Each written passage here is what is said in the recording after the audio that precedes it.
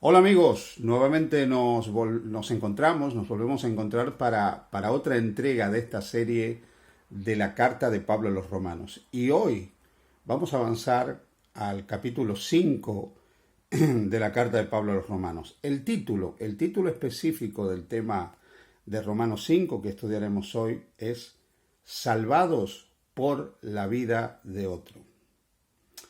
Cuando nosotros pensamos en la salvación, la mayoría de los cristianos tenemos un problema. No me voy a centrar aquí en las religiones no cristianas porque todas ellas se basan en un componente común, que es el hecho de que el ser humano se salva por lo que hace, que alcanza el favor de Dios por lo que hace. El cristianismo es totalmente diferente.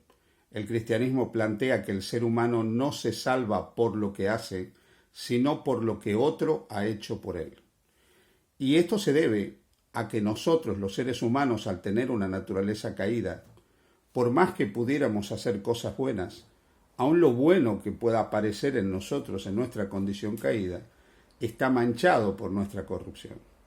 No hay ningún ser humano, por más obras buenas que haga, que esas obras no estén contaminadas de alguna manera con su naturaleza caída. Por lo tanto, todo lo que hagamos no tiene mérito para que Dios nos perdone, para que Dios nos acepte, para que Dios nos limpie, para que Dios nos declare justos, para que Dios nos dé el derecho al cielo. En esencia, el cristianismo se diferencia de las otras religiones del mundo en que enseña que la salvación es algo que está fuera del hombre, que no es ganado por el hombre, que otro lo gana para él. Y si hay un capítulo de la Biblia que enseña de manera magistral esta realidad, es el capítulo 5 de la carta a los Romanos.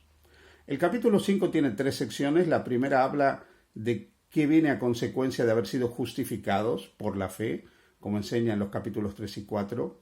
La segunda sección muestra que el fundamento de esa justificación es el gran amor de Dios que se reveló en Jesús.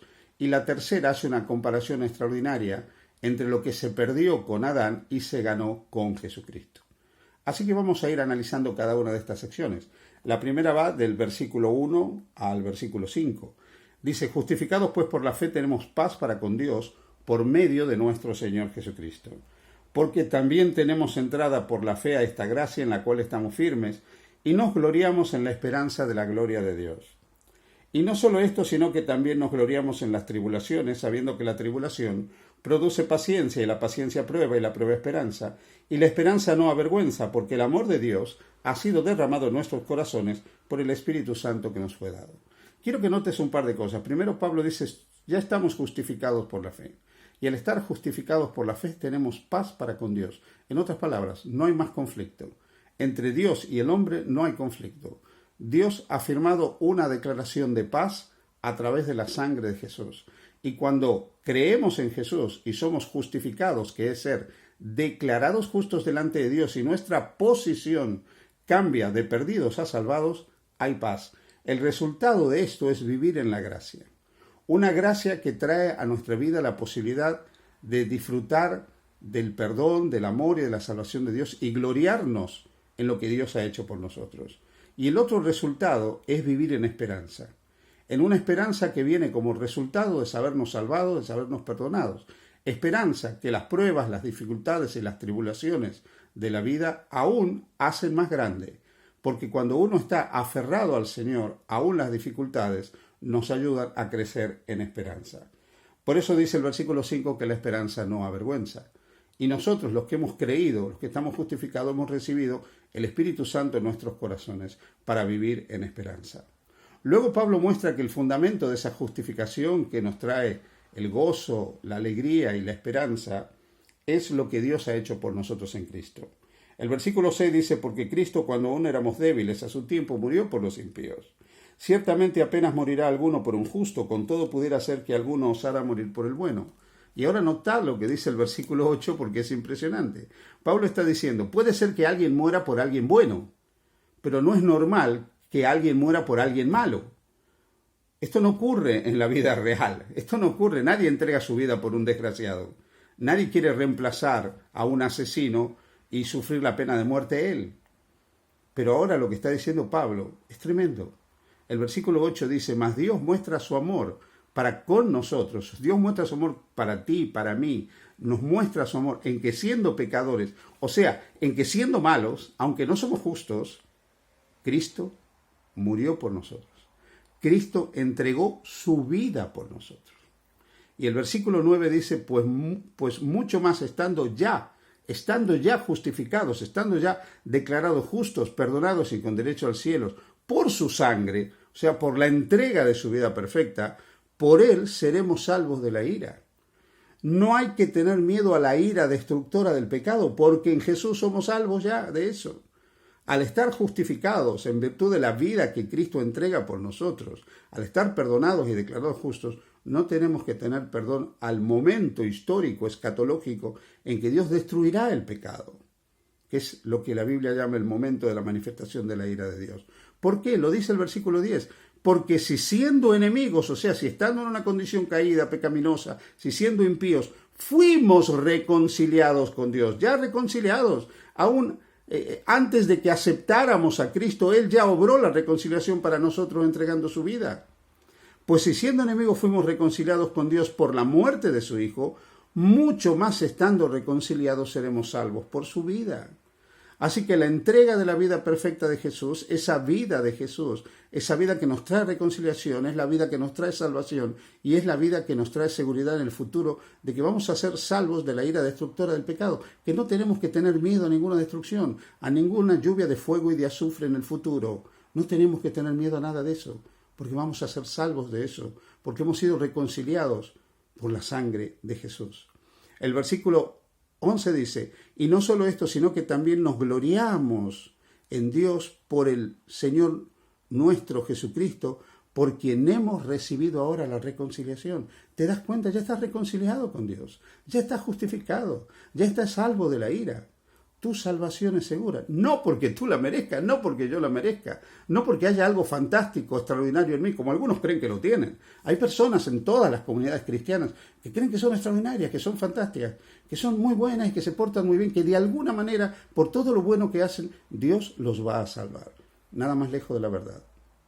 Es por la vida de Cristo entregada, vivida de manera perfecta y entregada como una entrega perfecta hasta la muerte por nosotros, lo que nos trae la salvación.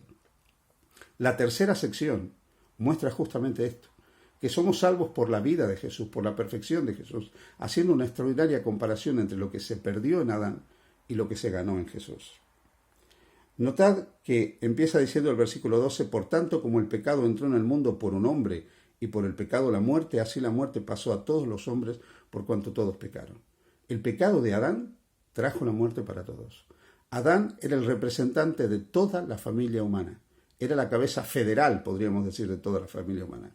Cuando él pecó, lamentablemente las consecuencias del pecado de Adán nos acompañaron a todos nosotros. Y aunque no había una ley escrita, como lo dice el versículo 13 y el versículo 14, aunque no había una ley escrita, la muerte existió desde Adán hasta Moisés, que nos trajo la ley escrita.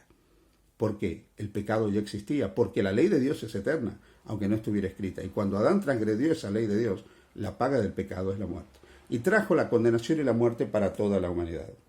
Dice a continuación, el versículo 15, pero el don no fue como la transgresión, porque si por la transgresión de aquel uno murieron los muchos, abundaron mucho más para los muchos la gracia y el don de Dios por la gracia de un hombre, Jesucristo. La transgresión de uno trajo la muerte a muchos, pero la gracia de Dios en Cristo nos trajo la salvación. El versículo 16 dice en la última parte que el juicio vino a causa de un solo pecado para condenación. El versículo 17 dice que por la transgresión de uno solo reinó la muerte. O sea, el pecado de Adán nos trajo la muerte a todos. Esto nos podrá gustar más o menos, pero es una triste realidad. Y no podemos luchar contra eso. Ya nacemos pecaminosos y nacemos perdidos y nacemos condenados por causa del pecado de Adán. Lamentablemente es así. Nadie nace salvado porque nace en este mundo. Nadie es salvo por el mero hecho de nacer en este mundo. Como descendientes de Adán, nacemos con la pecaminosidad y las consecuencias del pecado de Adán que él cometió en el jardín del Edén.